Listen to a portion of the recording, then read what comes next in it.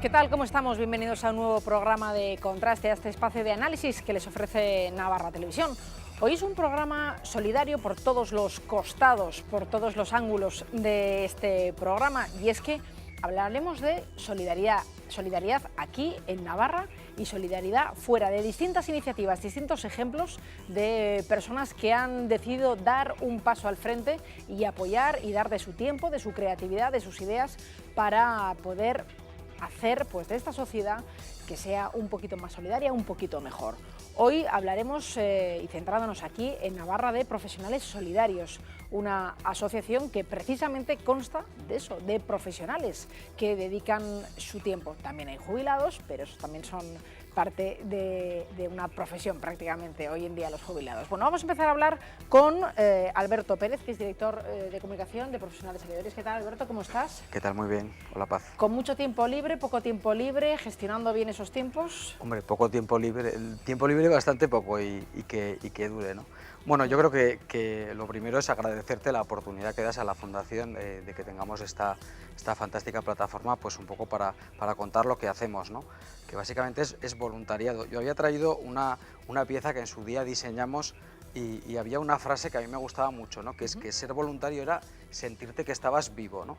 Yo creo que en la vida hoy en día sentirte vivo con todo lo que nos está cayendo encima, creo que es importante. Es una muy buena opción. El que seguro que se siente vivo por también todos los costados es Luis Núñez, psiquiatra. ¿Qué tal? ¿Cómo estamos, Luis? ¿Qué tal, Paz? Buenas tardes. Tú, dentro de ese globo que es Profesionales Solidarios, estás, digamos, encabezando un curso que versa en este caso de envejecimiento saludable, si no me equivoco. Sí, es la segunda edición del curso. Es un curso que va dirigido a personas mayores, a familiares de personas mayores, a profesionales que se dedican a esto, donde intentamos explicar un abanico de enfermedades propios de la persona mayor. ¿Nos contarás algo, nos avanzarás algo? Un poquito después. Bueno, Ramón Poza es voluntario, es uno de esos jubilados profesionales, que se suele decir, ¿no? ¿Qué tal? ¿Cómo estás? Muy bien, muy bien. ¿Qué tal tu experiencia? Pues perfecta. ¿Sí? Para mí fue el paso de una situación laboral de mucha actividad a cero. Y esta experiencia mía pues fue otra vez reencontrarme con una actividad y muy positiva. Supongo que además te lo tomarás de manera absolutamente profesional, no me lo cuentes ahora, pero luego te lo voy a preguntar para que te vayas pensando la respuesta. Cristina Jiménez es la directora de proyectos de Profesionales Solidarios. ¿Qué tal? ¿Cómo estamos? Muy bien, Paz. Muchas gracias por por haberte acercado a estos platos. Muchas gracias a vosotros. Además, Profesionales Solidarios no solamente trabaja en Navarra, que también acompaña a personas mayores, pero tiene proyectos también en el extranjero, ¿verdad? Sí, la Fundación Profesionales Solidarios se fundó para ayudar a África. Sobre la República Democrática del Congo llevamos un proyecto de educación junto con el Ministerio de Educación de ese país, y la fundación la fundó Nuria Mata-Comta, que vivió 20 años allá, y de ahí un poco la afinidad con la República Democrática del Congo. Bueno, pues estos son nuestros contertulios esta noche. Como ven, cada cual tiene su perfil concreto, cada cual nos va a aportar pues, su experiencia, y esperemos que, seguro que nos van a enriquecer en torno a este mundo solidario del que tanto se habla, del que la verdad estamos muy orgullosos en Navarra, porque los navarros la verdad es que tenemos fama de ser muy solidarios, muy ¿no? comprometidos, sí, sí. Bueno, desde San Francisco Javier, allá que nos marcó las metas bien claras. Bueno, por empezar, a ver, Profesionales Solidarios trabaja aquí, como veníamos diciendo, acompañando a personas mayores. Sabemos que hay unas 1.600 personas mayores aquí en Pamplona, en concreto en Pamplona, que están solas. Es una cifra que sorprende, o sea, uno a veces no se imagina que pueda haber tanta necesidad en esta ciudad. Sí, eso es lo que las cifras que da el ayuntamiento, ¿no? Porque ellos tienen un servicio de asistencia, ¿no? Asistencial con las personas mayores. Pero la verdad es que cuando trabajas afuera y dices, bueno, pues hay que ayudar, ¿no? Hay que ayudar aquí, y realmente vimos que había un problema grande de soledad, ¿no? Porque cada vez vivimos más años, y entonces es un gran problema el que existe. Y la Pero entiendo que la soledad además no son personas que están, por ejemplo, enfermas y necesitan una ayuda y entonces están solas, sino que a veces están perfectamente bien de salud, pero quizá la enfermedad que tienen es la soledad, no lo sé. Efectivamente, de hecho, no tienen por qué estar solas ni no tienen por qué no tener familia, porque uno de los objetivos es también descargar un poquito a esas familias para que también puedan vivir también su propia vida, ¿no? Ya que atender muchas veces a una persona mayor, pues bueno, te quita mucho de tu tiempo, ¿no? ¿Cómo es esa experiencia de acercarse a una persona que en principio... Bueno, yo te voy a contar, mi labor dentro de la Fundación es el acompañamiento de personas mayores y en este caso la realizo dentro de la Casa Misericordia de Pamplona. Estoy en un departamento, en una sección donde hay pues 18, 19 abuelicos y abuelicas que pues tienen demencias importantes, con lo cual no es el mero acompañamiento, sino pues una serie de actividades para tenerlas un poquito en movimiento. ¿Cuánto tiempo puedes dedicar? Supongo que eso también será voluntario, el tiempo que se le dedique. Sí, pero de todas formas la Fundación ¿Sí? tiene en su, vamos a decir, filosofía de trabajo, pues una vez a la semana y un máximo de 2 horas. O sea que es una cosa bastante razonable, Sí. podemos decir, Eso es. en cuanto al tiempo. ¿El voluntariado os lo tomáis de manera profesional, ya que os llamáis profesionales solidarios? Hombre, yo personalmente, a mí nadie me ha enseñado cómo se cuida o qué hacer para estar con estas personas mayores, ¿no? Pero realmente sí que tenemos cursos donde nos, vamos a decir así, profundizan un poco en cómo hacer las cosas y realmente lo que más sirve es la experiencia personal que puedes tener, ¿no? Que en mi caso no fue ninguna, o sea, yo no tenía... Fue lanzarse. Eso es, ¿no? Y entonces... es el lanzamiento al vacío, que el resultado, ¿qué? Pues yo creo que es positivo, sí. Son 3 horas, yo suelo estar 3 horas, 2 horas y media, 3. Bueno, la experiencia mía personal es muy bonita, porque al final de año y medio que llevo, pues veo cómo pues, esas personas durante el rato que estoy allí yo, ojo, que hay muchos más voluntarios que también acuden, incluso a mi misma sección y todo, ¿no? Pero bueno, pero aquí lo que estamos viendo y lo que queremos transmitir a los que nos vean es que el acompañamiento a las personas mayores es una necesidad muy importante en este momento. Es una necesidad porque hay personas que están solas, como estamos viendo. Existe la enfermas. soledad, existe que son familias igual cortas y claro, de los 30 días del mes pues igual no pueden ir muchos días, entonces pues puedes estar ocupando o rellenando ese espacio haciendo que falta. Que otros descansen, ¿no? Eso es. Estábamos hablando de que hace falta, o de que él no sabía, digamos, hacer esa labor de voluntariado, a fin de cuentas es cuidar a las personas mayores, tratarles bien, darles cariño, entiendo. Sin embargo, supongo que hará falta una preparación, ¿no? Tanto para la familia como las personas. De hecho, ¿no? una de las sesiones del curso el título es Cuidar al cuidador, porque sabemos que hay mucha gente que tiene mucha ilusión y mucho empeño en cuidar gente y pasa su funcionamiento básicamente en el cariño sin entender muy bien cómo es el anciano que cuida y qué es lo que puede hacer. Entonces intentamos que el cuidador sea, como tú decías antes, un profesional, para que cuide bien y que él mismo se cuide, porque ya sabemos de tanto voluntarios como familiares que tienen lo que se llama el síndrome del cuidador, que es que se queman. Básicamente se queman de la persona que cuidan, entonces abandonan. Entonces, si es un voluntario, bueno, se puede reemplazar, pero a veces es la propia familia quien abandona. O sea, que en la familia también puede suceder, ¿no? En el entorno suele familiar. suceder porque hoy, con la crisis económica, hay muchas personas mayores que se han quedado en casa, no van a residencia, entonces la familia se hace cargo. Y claro, es una carga que hay que saber llevar, con cariño por supuesto, pero con una profesionalidad, vamos a decir. Entonces hay formas de explicar qué es un cuidador y cómo tiene que cuidarse el cuidador. Con eso evitamos, o sea, conseguimos lo primero, que el enfermo o el paciente esté mucho mejor atendido y que el cuidador encuentre una satisfacción personal, es decir, qué bien lo estoy haciendo. Y encima se ríe, encima, porque yo considero que la persona mayor es una persona muy agradecida. Entonces, o sea que entiendo, que las personas, por ejemplo, que nos estén escuchando, que estén en casa, que se encuentren en esa situación, que igual empiecen a estar cansadas, quemadas de esa situación, que no es que sean malas personas, sino que somos humanos con nuestras limitaciones, se pueden acercar a la Fundación, a profesionales solidarios y pedir consejo, Claro, pedir orientación. claro, para eso estamos, o sea, nosotros estamos allí, somos voluntarios, yo soy también un voluntario con conferencias y todo esto, pero estamos abiertos a resolver dudas porque pensamos que el mundo de la tercera edad es un mundo malentendido. Hay muchos tópicos sociales, muchos adjetivos mal colocados. Es un abuelo, una abuela, en un tono despectivo.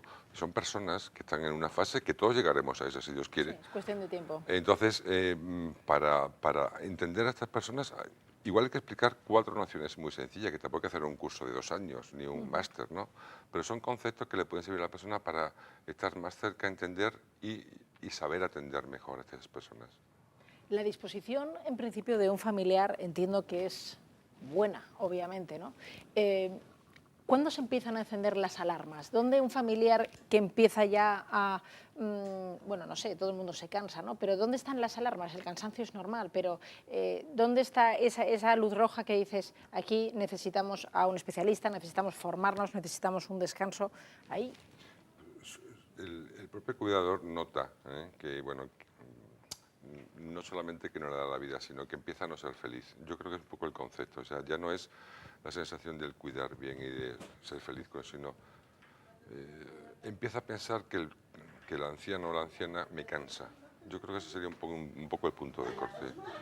Ya no lo quiero, qué pesado es, joder, y empiezo a reaccionar de forma distinta. Ya déjame en paz, le grito a menudo. Yo creo que ese sería un poco el punto de ojo, aquí está pasando algo.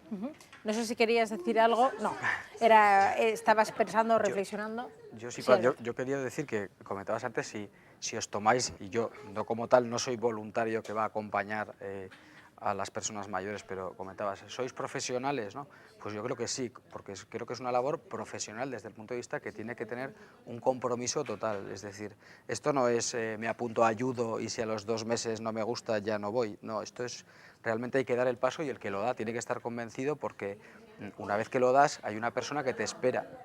Hay una persona que necesita de tu tiempo, ¿no? Luego ya, yo creo que son pocos los voluntarios que se echan atrás, precisamente porque casi es más lo que recibes que lo que das, ¿no? Ahí Ramón, yo creo que siempre que habla yo le escucho con las orejas muy abiertas porque la verdad es que es una maravilla. Oye, Cristina, ¿se puede producir un rechazo? Quiero decir, en esas personas mayores que igual están en residencias, que están en sus casas, hombre, supongo que eso lo habréis hablado previamente, pero hay veces que la pega del voluntario, es decir, no sabes cómo entrar porque igual, no sé, me estoy metiendo en su vida, piensa, dejarse ayudar a veces no es fácil. Claro, ¿Cómo es ese...? Es que antes de que un voluntario vaya a estar con una persona mayor, hacemos un estudio. Tenemos gente que se dedica a eso y lo que hace es, primero, conoce bien el perfil de la persona que hace el voluntariado y busca a la persona mayor que sea un poco más afín a él. Y se habla con la familia, se habla con la persona y se hace un pequeño seguimiento al principio para ver que todo encaja bien, porque claro, la afinidad no está asegurada. Entonces, y yo creo que Carmen Hernández, que es la persona que se suele ocupar de este tema, que hace el vínculo entre los voluntarios y las personas mayores, lo hace muy bien. Y al filo de lo que decías de la formación, desde luego uno de los objetivos prioritarios de la Fundación es que los voluntarios tengan una formación y una formación además un poco también de las necesidades que ellos encuentran, ¿no? Primero que sepan lo que es un voluntariado, porque al final es algo nuevo para todos, y las obligaciones que conlleva, las responsabilidades, que es una responsabilidad, y por supuesto si hace falta de personas expertas, médicos como Luis, que les dé pautas de comportamiento con las personas que tienen demencias, en fin, un poco por ahí va todo. Supongo que necesitaréis, digo yo, voluntarios, ¿no? O ya, sí, es nuestro mayor problema. ¿Hacen falta voluntarios? Sí. ¿Cuál es pensáis, el hándicap para que, digamos, no estén, digo, es un reto fácil, o sea, el espíritu solidario en principio es fácil de encontrar, 2 horas a la semana, pero ¿cuál pensáis entonces que es el hándicap para bueno, que exista esa falta de voluntarios? ¿Cómo lo ves? Bueno, existe falta de voluntarios porque quizás tampoco hemos sabido abrirlo a la sociedad para que conozca. Yo creo que estas reuniones que mantenemos son positivas porque precisamente van a vernos de fuera lo que estamos haciendo, y yo creo que habrá gente que dirá, oye, yo quiero hacer eso, ¿eh? Entonces, por eso para mí es una actividad esta muy importante que tenemos que mantenerla siempre viva. Sí, Y sí, entonces sí. me dices, ¿qué está pasando? Bueno, pues está pasando que igual la sociedad en este momento tampoco no está para pensar en acompañamientos.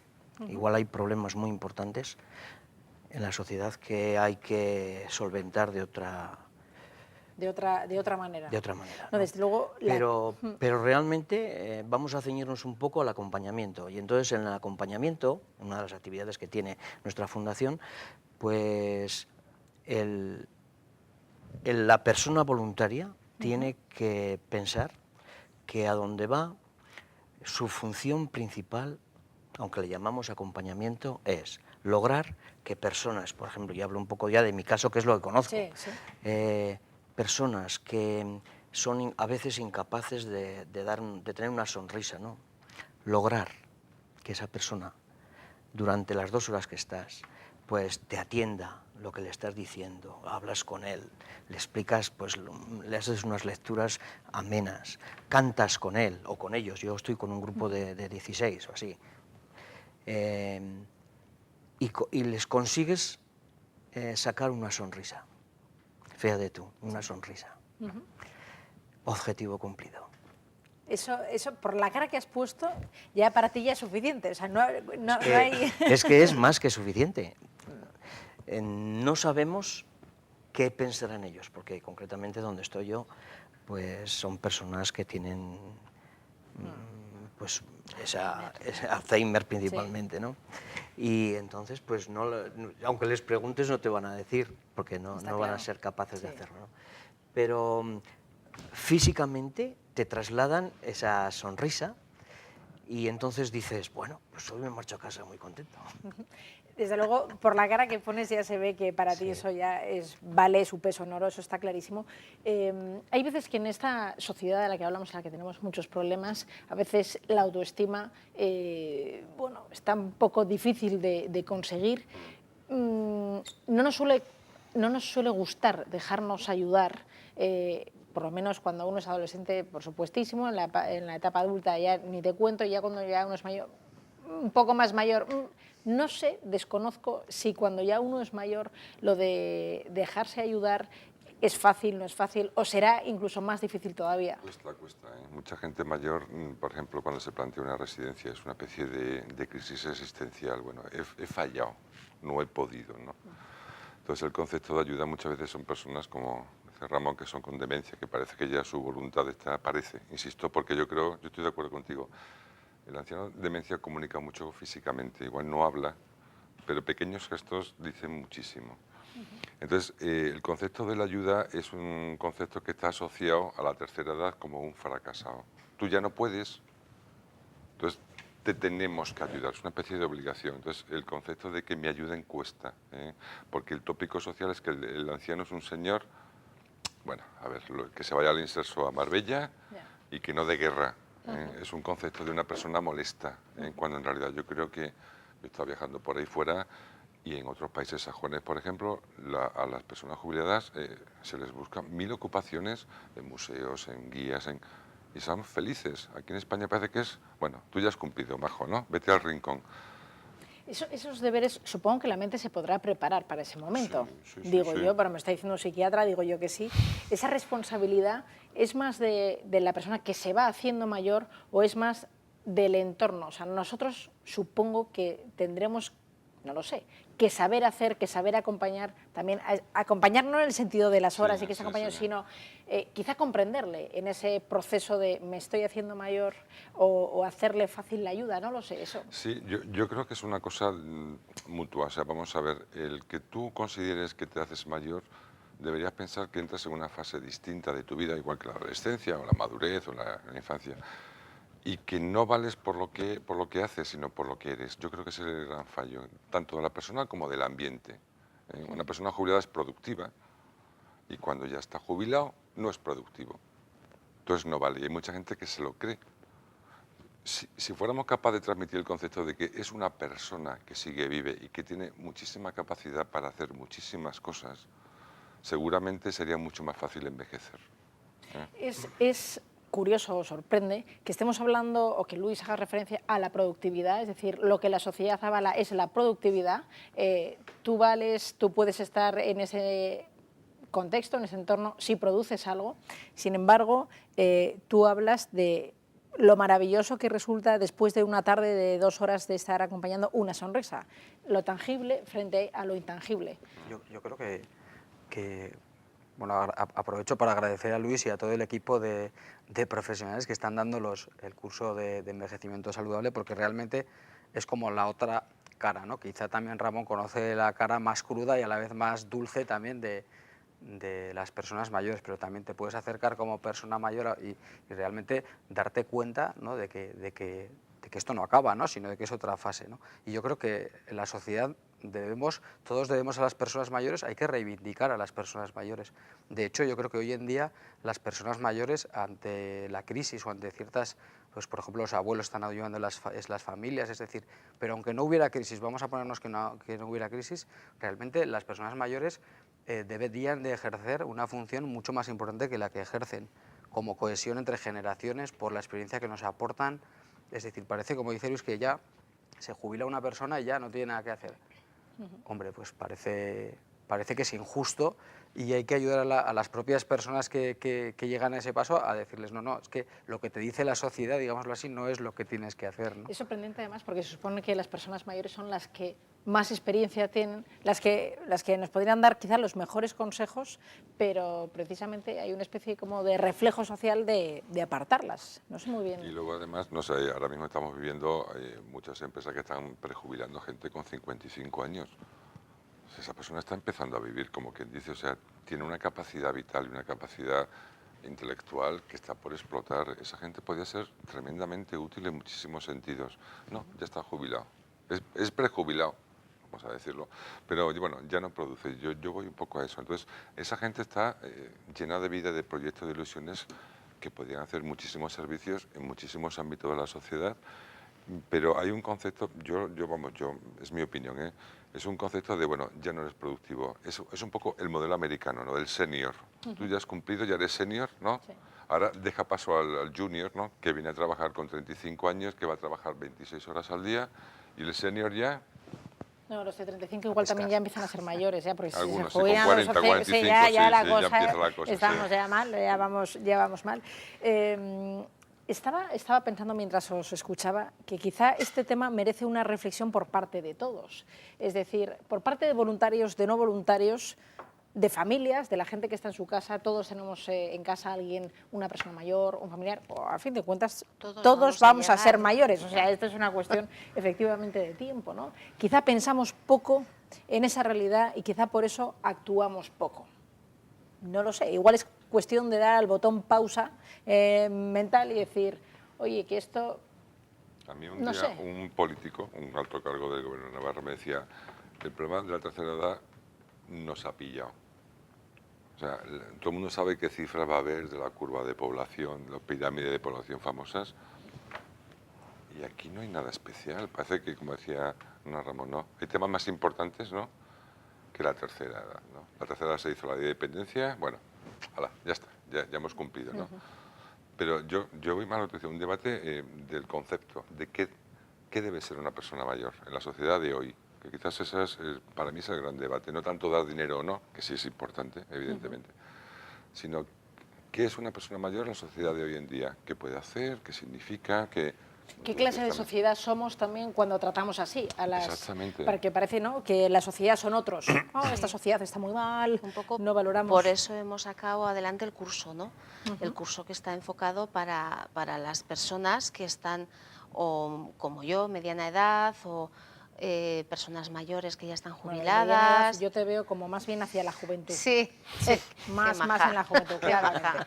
Haces referencia a ese curso. Sí, sí, hago referencia porque es que hace falta hacer Marzo, mes de referencia. los cuidadores. Sí. Abril, mes de las relaciones sociales. Mayo, mes de los trastornos en urología. Junio, mes del corazón. Y lleváis Sí, ya unos el cuantos. mes de la nutrición hemos hecho. Por eso digo que vamos bastante bien. Lleváis Sí, una racha y tenéis sí. previsto para todo el año. Hasta diciembre. Hasta diciembre de todo Sí, el año.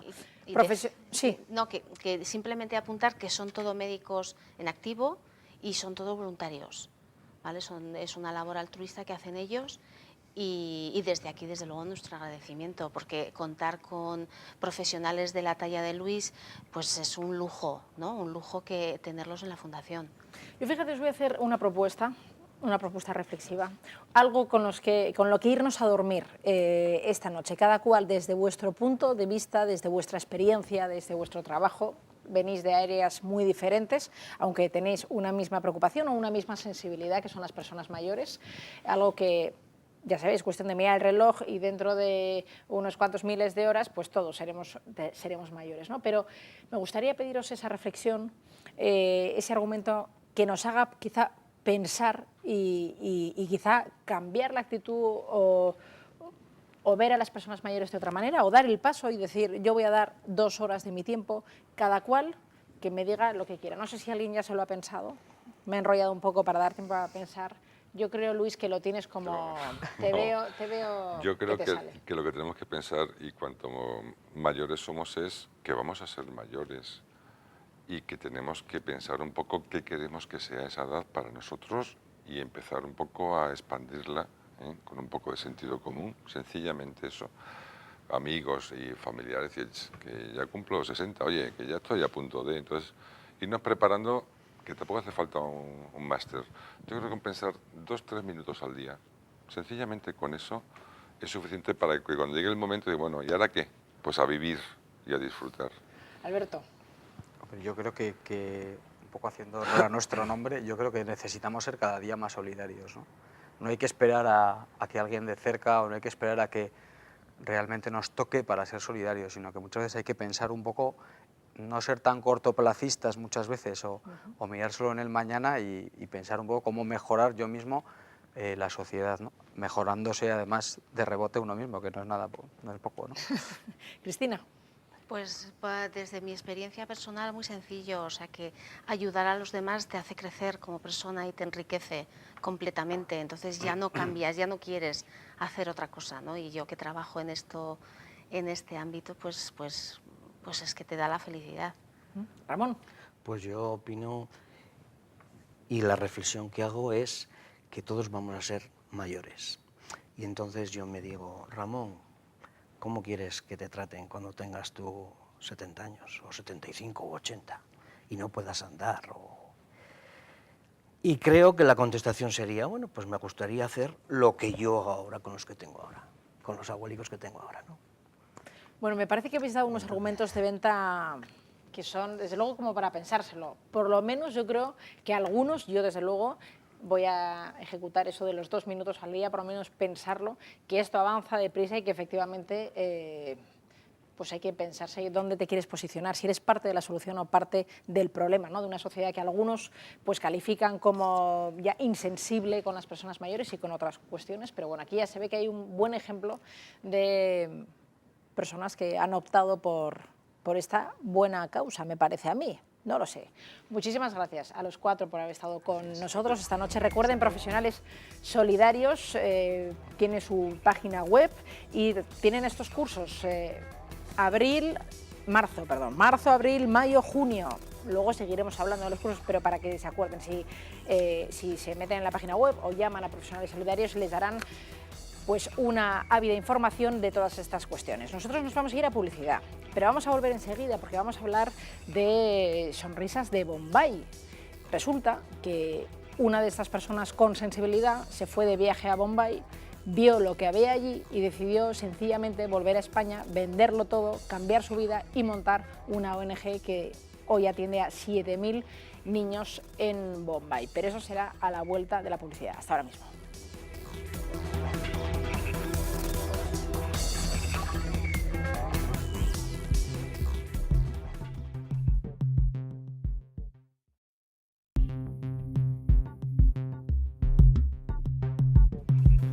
¿Qué tal? ¿Cómo estamos? Pues continuamos aquí en Contraste, después de haber hablado de los profesionales solidarios, de ese ejemplo de profesionalidad solidaria en Navarra, pues giramos un poquitín, pero solo un poquitín, para hablar de solidaridad, de un ejemplo de esos humanos que decidieron cambiar la vida y liarse la manta a la cabeza, nunca mejor dicho, para hacer pues un gran trabajo, también profesional. Hablamos de Sonrisas de Bombay y hablamos con su presidente, Jaume. ¿Qué tal? ¿Cómo estamos? Muy bien. ¿Todo bien?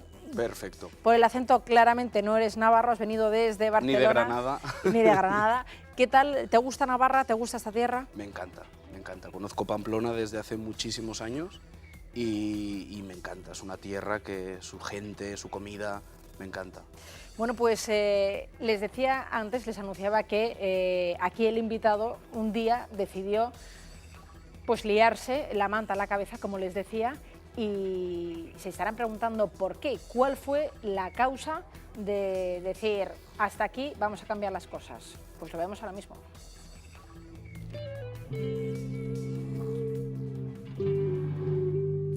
Sonrisas de Bombay fue fundada en 2005 por el periodista y escritor español Jaume Sanlorente, después de un viaje de vacaciones a Bombay que le cambió la vida.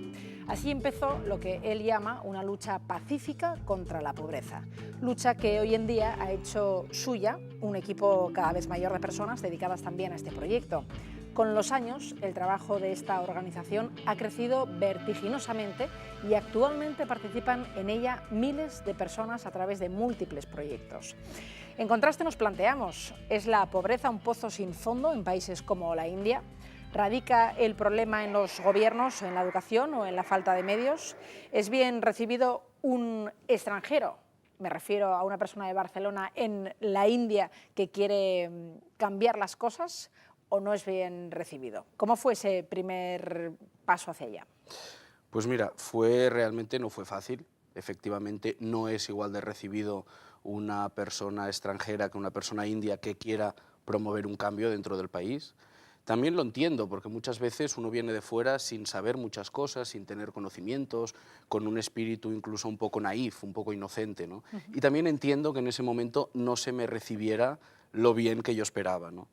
Afortunadamente han pasado ya muchos años, casi 10, y bueno, pues he aprendido el idioma, he conocido mucho más el país, aunque jamás me podré considerar un indio, ni mucho menos, ni tampoco quiero, cada uno es lo que es. Y sobre todo hemos ganado mucha fuerza con las comunidades, ¿no? Lo que hace también que sea más legítima nuestra lucha, ¿no? Porque, bueno, se nos acepta mucho más porque ya no soy solo yo, sino que es un conjunto de muchísimas personas, miles de personas de las propias comunidades y por allí en medio, pues, un extranjero. Tú hace 10 años llegas a Bombay, ves un orfanato, ves 40 caritas de niños y algo pasa que decides que no, que esto no puede seguir así y que tienes que hacer algo. Creo que no sabes explicar muy bien por qué decides ese cambio tan radical, pero así lo haces. Sí. Yo entonces era periodista económico en Barcelona y al conocer aquel orfanato con 40 niños que estaba en una situación difícil durante aquel viaje de turismo que yo estaba realizando en Bombay, pues lo vi muy claro. Regresé a Barcelona, dejé todo lo que tenía, el trabajo y todo, y me planté en Bombay para impedir que aquel orfanato pues fuera peor, ¿no?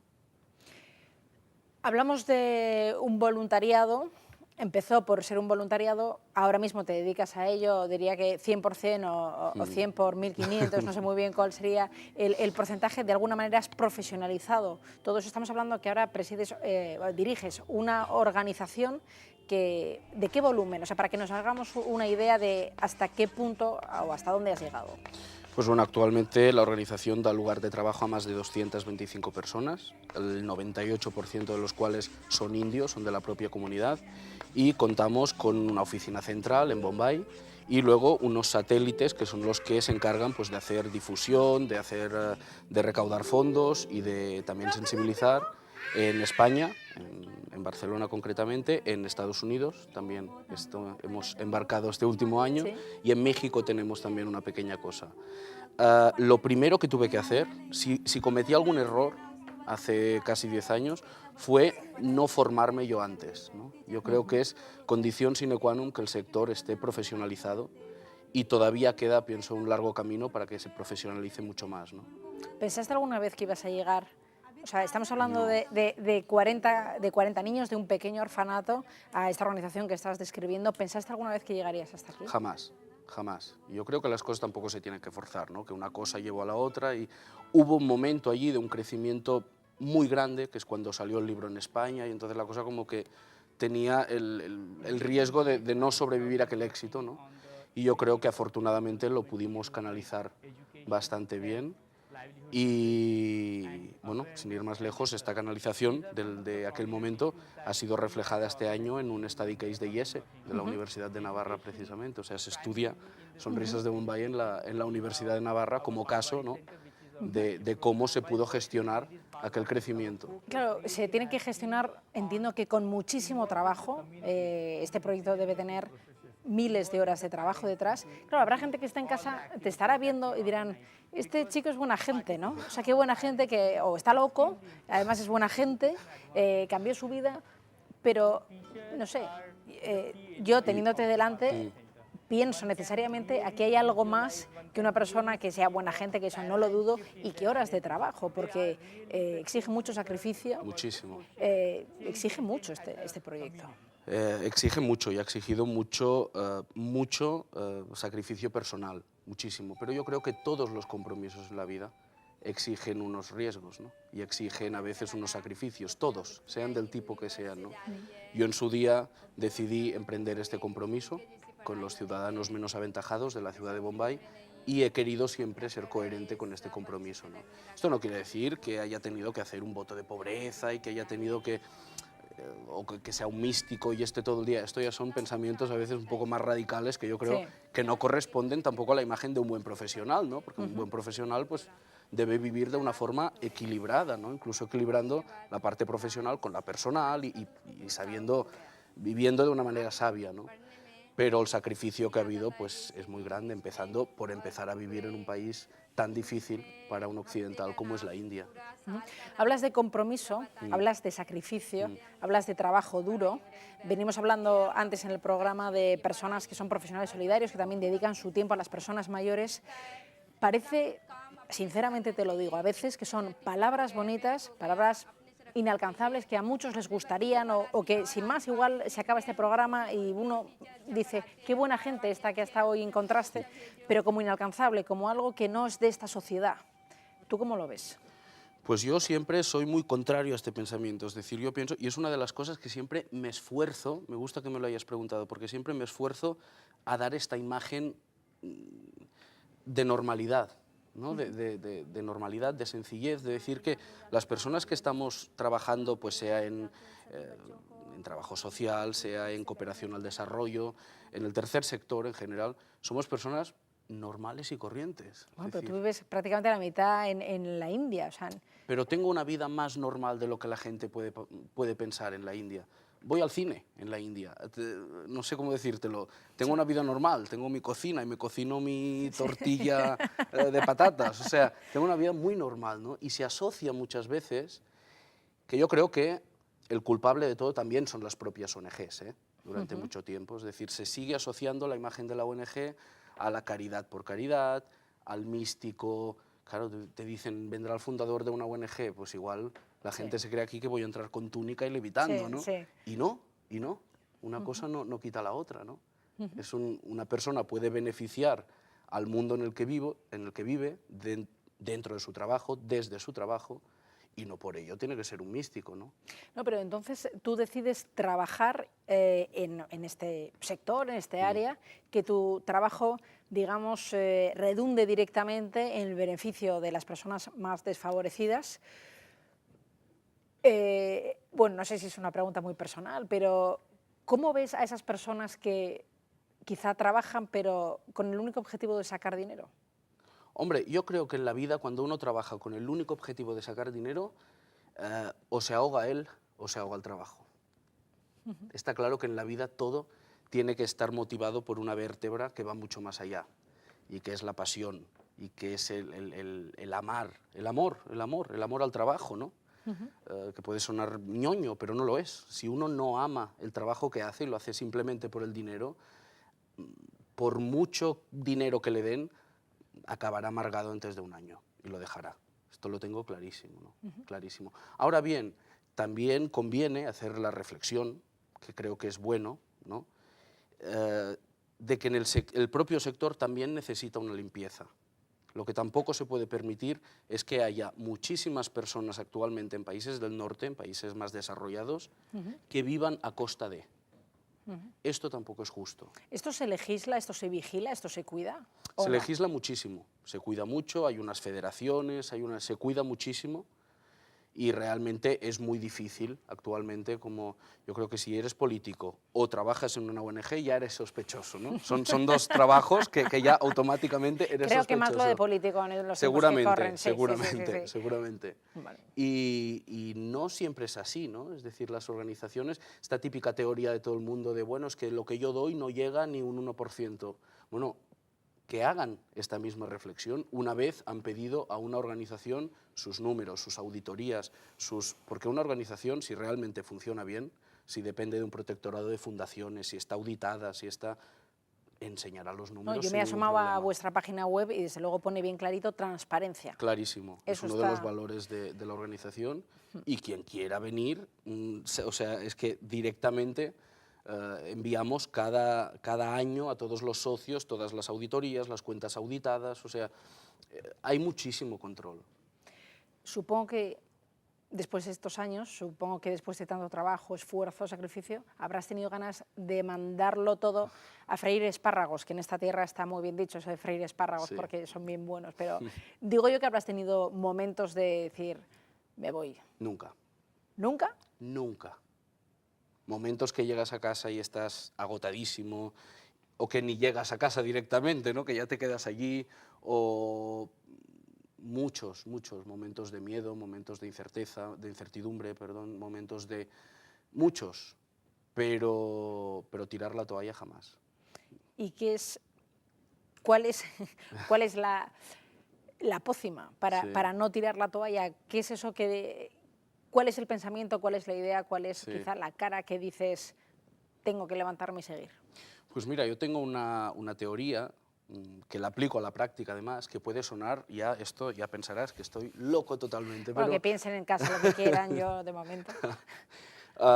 Yo me imagino que tengo una fábrica de reciclaje y si algo me va mal, algo me frustra o tengo... Todo el mundo tiene rabia en algún momento, todo el mundo tiene pena, todo el mundo tiene ganas a veces de decir es que no sirve de nada esto que hacemos, muchas veces, y a veces se viven situaciones desde nuestro trabajo muy duras, ¿no? Pero bueno, intento imaginar que esta fábrica de reciclaje lo convierte automáticamente todo en más capacidad y más trabajo y es al fin y al cabo como ir en una bicicleta, ¿no? O sea, no te puedes parar. Si te paras, se para la bicicleta. Claro, estás hablando de problemas y estamos hablando de un país, por poner un ejemplo, que no sé, que a veces las mafias son capaces de mutilar a un niño o de quemar la cara a un niño para que dé más pena, para ponerle a pedir dinero y ellos ganar más. Estamos hablando de cosas que quizá en esta sociedad que nos cuentan o que vemos nosotros, si esto pasara aquí, creo que no levantábamos cabeza en 15 días o en un año, ¿no? Son problemas serios, son problemas, pero aún y todo dices, vale la pena, o quizá por eso precisamente dices, tengo que estar aquí. Exactamente, exactamente, ¿no? Es un país con unas situaciones tremendas. Como tú bien has dicho, un menor, por ejemplo, en la zona de Chabolas, pues tiene esa opción de depender de unas mafias que les llegan a veces, pues como muy bien decías, a quemar la cara con ácido para que den más pena a la hora de mendigar, o a veces la prostitución con edades de 4, 5 y 6 años, o a veces pues la opción más dulce, para decirlo de alguna manera, es recoger basura con sus familias para luego revenderla a empresas de reciclaje, ¿no?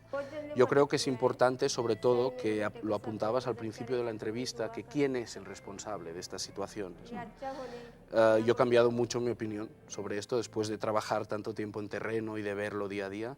Sin lugar a dudas, el único responsable de que exista es, a día de hoy, el gobierno indio. Sin lugar a dudas. sin lugar a dudas.